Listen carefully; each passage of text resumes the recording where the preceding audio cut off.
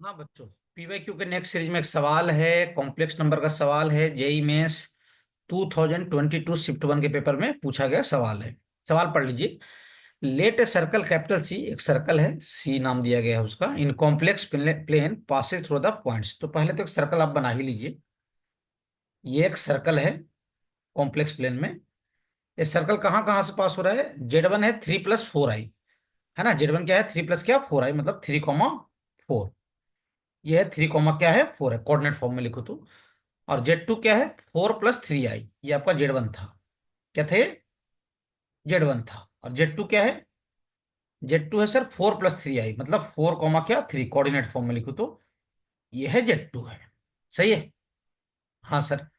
अब सुनना ध्यान से, जेड थ्री क्या है? जेड थ्री है सर 5i। यहां बना लेते हैं अपन जेड थ्री। ये है जेड थ्री। 5i का मतलब हो जाएगा कोऑर्डिनेट फॉर्म में 0, क्या 5। अब पढ़िए। उसके बाद बोला जा रहा है if Z is a point जो कि जेड जेड वन के बराबर नहीं है। अगर आ भी गया सोल्व करने से जेड जेड वन के बराबर, तो उसको आंसर में नहीं लेना है। Z is a point which is not equal to Z one, is a point on capital C, मतलब सर्कल के ऊपर एक पॉइंट है, क्या? Z, such that line through Z and Z one. चलिए जेड मान लेता हूं। जेड मान लेता हूं सर्कल के ऊपर। चलो मान लिया यहाँ पे जेड। क्लियर हो? ये जेड मान लिया। ये जेड का कोऑर्डिनेट क्या मानते हैं? x, क्या y। अब कहानी पढ़िए आगे। कहानी क्या बोलना चाह रहा है, और डायग्राम बनाते जाइए। Z is a point on capital C such that line through Z and Z one, एक जेड और जेड वन से एक लाइन पास कर दो। वो बोला है, इसलिए हमने क्या किया? पास कर दिया। ये जेड वन ऐसा है। क्लियर हो? लाइन थ्रो क्या जेड एंड क्या Z one is perpendicular to the line through Z two and Z three. Z two और जेड थ्री से जो लाइन पास होगी, उस पे ये लाइन क्या है? परपेंडिकुलर है।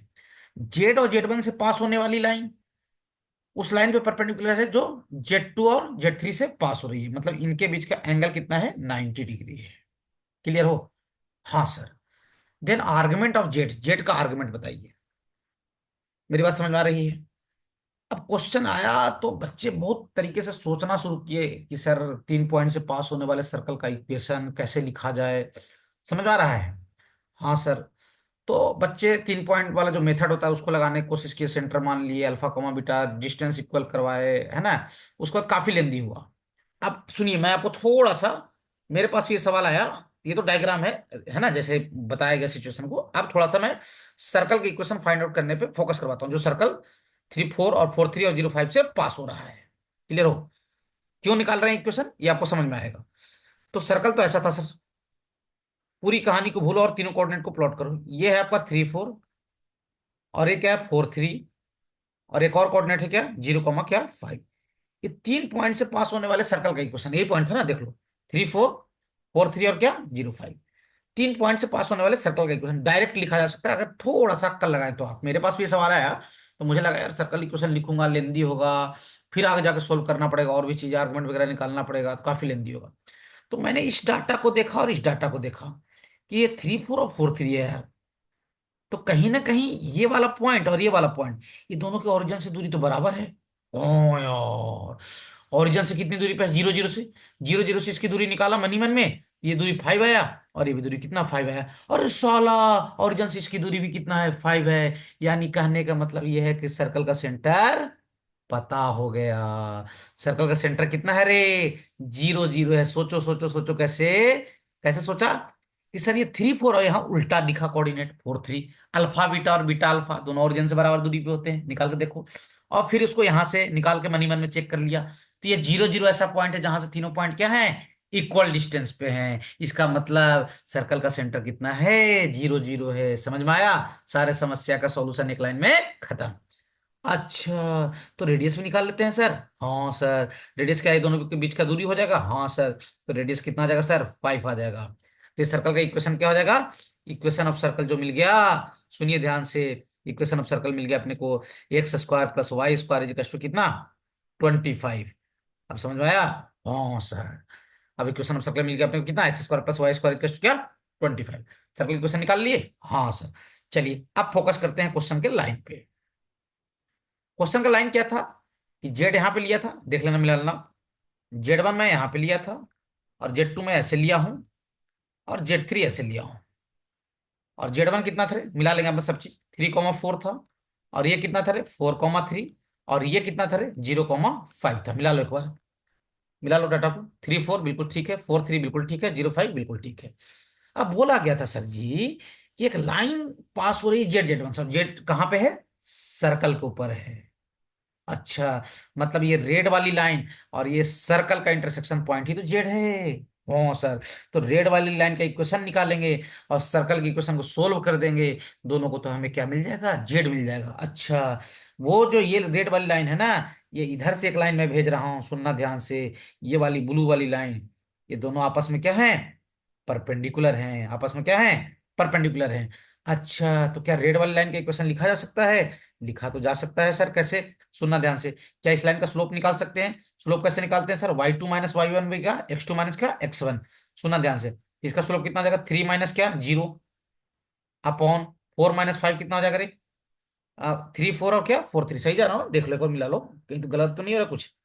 3 4 है और 4 3 बिल्कुल 0 5 सही है। चलिए, 3 - 5 -2 हो जाएगा। अच्छा, 3 - 0 करती हूँ, वही तो मुझे लगा कुछ अटपटा टाइप का है ना, ये क्वेश्चन मैं पहले बताया हूँ इसलिए लगा अटपटा टाइप का। तो 3 - y2 माइनस क्या, y1, 3 - क्या 5, सही है। और 4 - क्या, 0। तो इस वाली लाइन का जो स्लोप आ गया ना, इसका लाइन, इसका स्लोप कितना आ गया सर जी? इसका स्लोप आ गया, सोल्व करो, -2/4 यानी -1/2। और ये लाइन जो है ना, इस वाली ब्लू वाली पे क्या है? परपेंडिकुलर है। तो किसी लाइन के परपेंडिकुलर लाइन का स्लोप लिखना हो तो क्या करो? स्लोप को क्या कर दो? रेसिप्रोकल ले लो, इसका रेसिप्रोकल लो, -2 और सामने लगा दो माइनस, तो इसका स्लोप हो जाएगा 2। इसका स्लोप कितना आ गया? 2।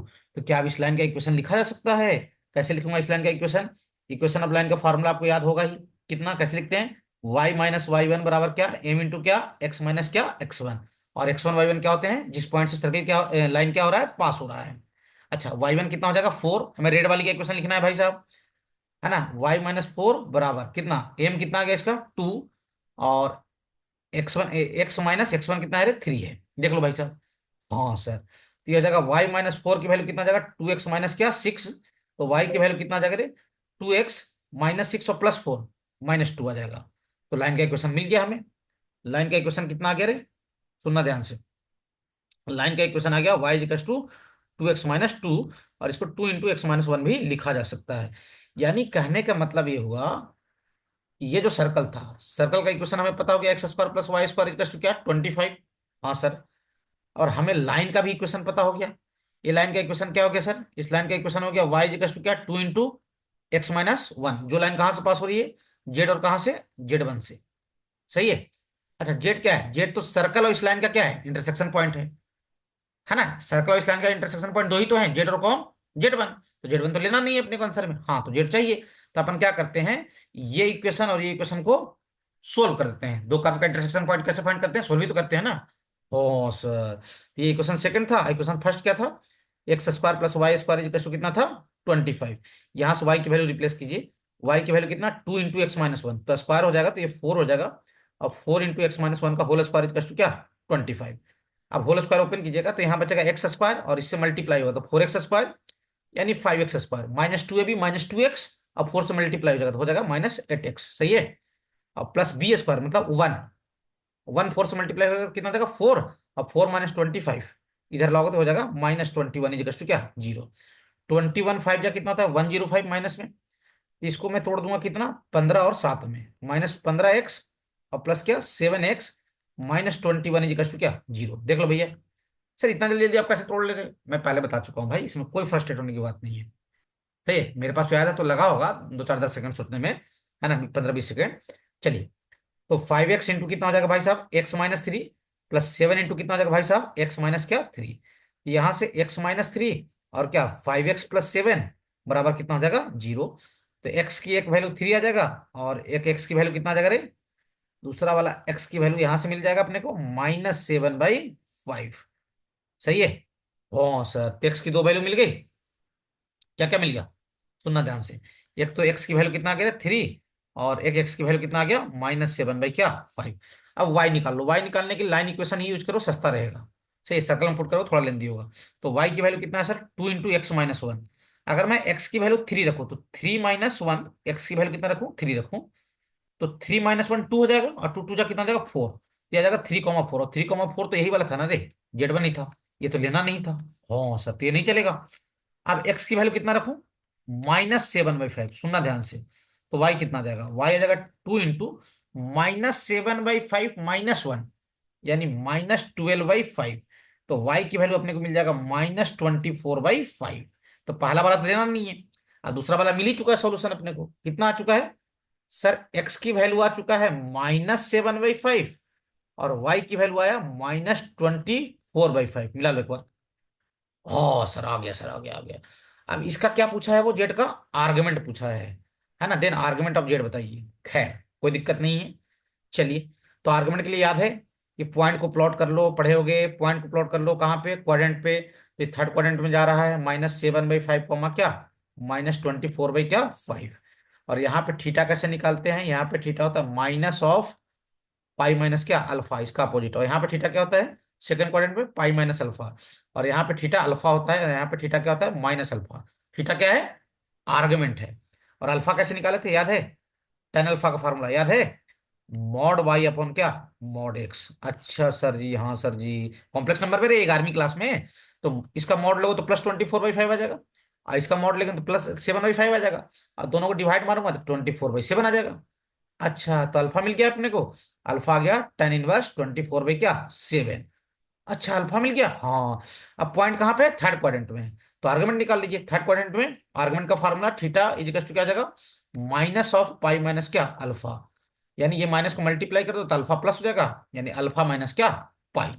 और अल्फा कितना आ गया सर जी, tan 1 24/7 माइनस क्या, 5। सही है, यही आपका क्या हो जाएगा, आर्गुमेंट। tan 1 24/7 माइनस क्या, पाई। ला लीजिए, tan 1 24/7 minus pi second option में दिख रहा है मुझे। तो सेकंड ऑप्शन क्या हो जाएगा, करेक्ट हो जाएगा। थोड़ा सा स्मार्टली सोचना पड़ेगा सवाल, क्लियर हो। अब पूरा पूरा कोऑर्डिनेट ज्योमेट्री का क्या है, मिक्सअप है।